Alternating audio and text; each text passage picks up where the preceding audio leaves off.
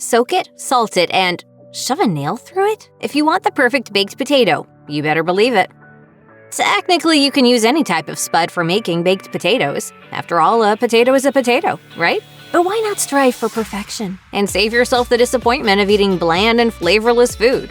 That's because some types of potatoes are undisputedly the best for baking, with the right texture, skin, and flavor that make them the star of this dish. Others, not so much.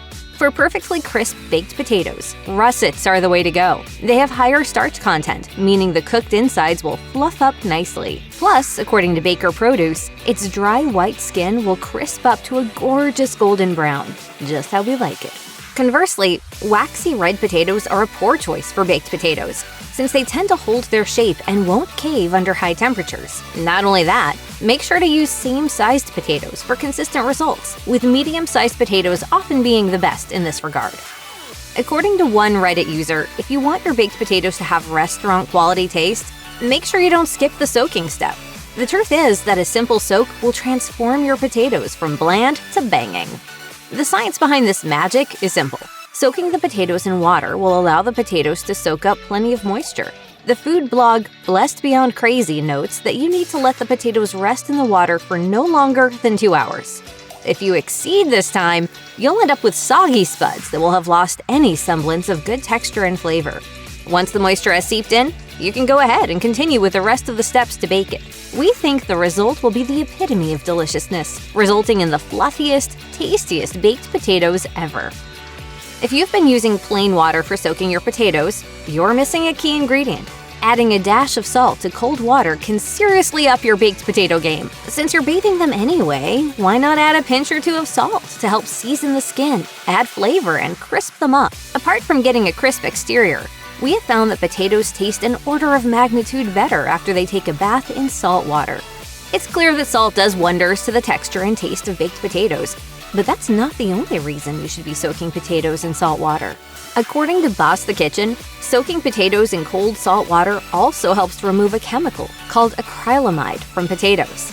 This chemical is potentially linked to cancer, per the National Cancer Institute, and is activated along with starch when potatoes are cooked under high heat. Improving flavor and possibly fighting cancer? Thanks, salt! Of course, now that you've soaked your potato, there's another important step you should include: drying. That's because drying potatoes is kind of a big deal. Skipping this step is a culinary catastrophe waiting to happen. Why? Well, if you don't thoroughly dry your potato, you'll get a sad, soggy mess that lacks the gorgeous golden crisp exterior that you so dearly desire. You really need to dry the spuds after washing, scrubbing, or soaking them so you can save your potatoes from turning into mush, per the site Kitchen Seer. Moreover, one Redditor argues that this step is the key to making the skin crispy. Use paper towels, cloth towels, or even napkins if that's what happens to be handy. It doesn't really matter what you use, so long as it absorbs the moisture and, of course, is clean and sanitary. Leave the potatoes out in the open to air dry for a bit before you start working on them. You'll see that this step makes all the difference in the world and can help turn average baked potato ones into restaurant-quality spuds. Finding out your baked potato is still hard, despite giving it ample time in the oven, is heartbreaking. Sometimes, the oven might be at fault, where the temperature may be too low for the heat to penetrate the skin and soften the insides nicely. A simple pre-cook in the microwave is all you need to ensure your potatoes finish up perfectly in the oven. We just don't recommend relying solely on the microwave. While you can cook potatoes entirely in the microwave, doing so will likely result in poor texture and bland flavor. Per Boss the Kitchen, you can do a quick pre-cook in the microwave for just 3 or 4 minutes on both sides to ensure the flesh is nice and soft. Once that's done, you can proceed to bake your potatoes in the oven to allow the skin to crisp up and the flesh to become tender. Just hit the potato button on the microwave for a pre-cook while your oven preheats. Moreover, a few minutes in the microwave also shortens baking time, so if you're in a hurry, it's a good idea to stick to this step.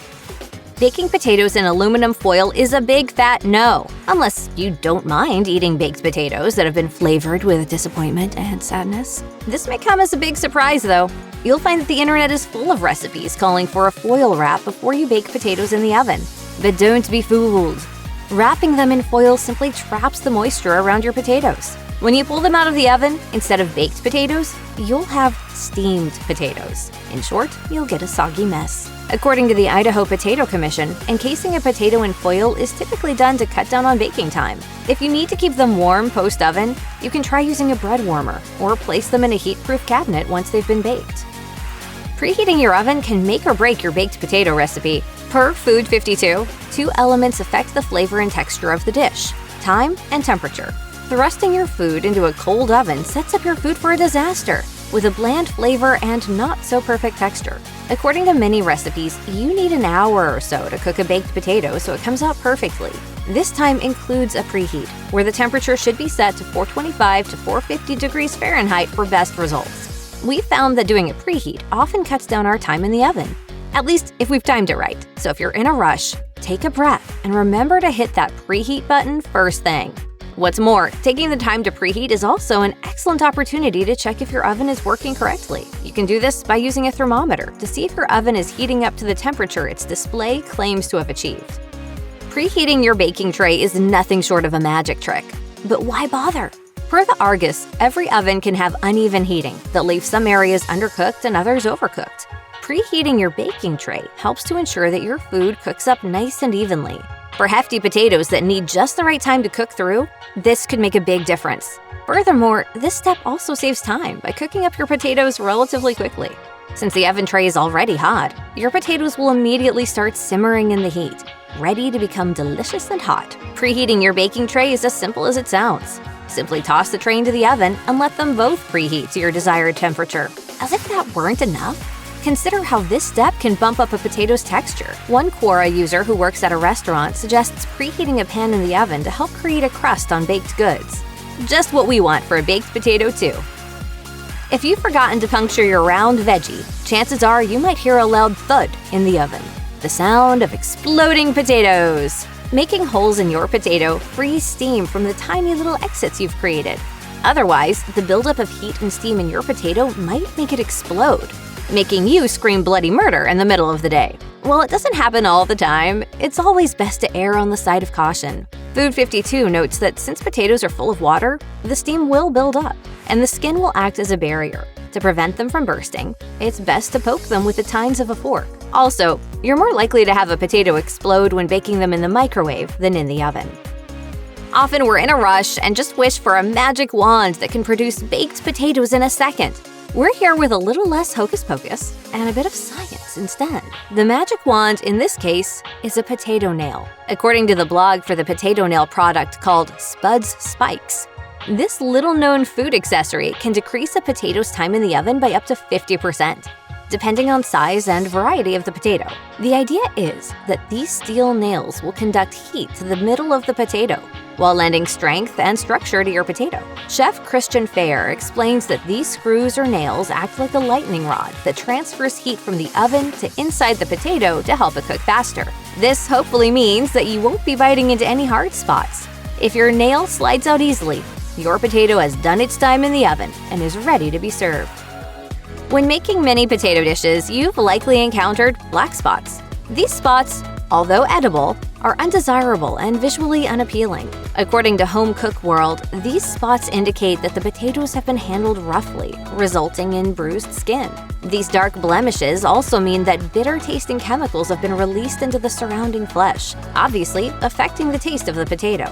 Therefore, it's best to cut and throw away the bruised section so you don't compromise the flavor of your baked potato. If you encounter a blackened area after the potato has been cooked, you can easily scrape it away with a fork or knife. Per leaf, there's a second kind of dark spot that you may encounter when working with russet potatoes. This one features a long, dark passageway known as a hollow heart. Don't worry about the creepy name though, as it's not harmful. It's basically a deformity. Simply scrape it away and enjoy the rest of the potato. When you're in a hurry, you might be tempted to turn the heat up a notch just so your food can cook up quicker or you can achieve perfectly crispy skin. Resist that urge, though, lest you experience some drastic potato baking consequences. Regardless of the motive, you need to be mindful of the temperature when you're baking potatoes. Taste Essence suggests that the oven temperature for the perfect medium-sized baked potatoes should be between 400 to 425 degrees. The Idaho Potato Commission likewise recommends baking at 400 degrees Fahrenheit for an hour in the oven.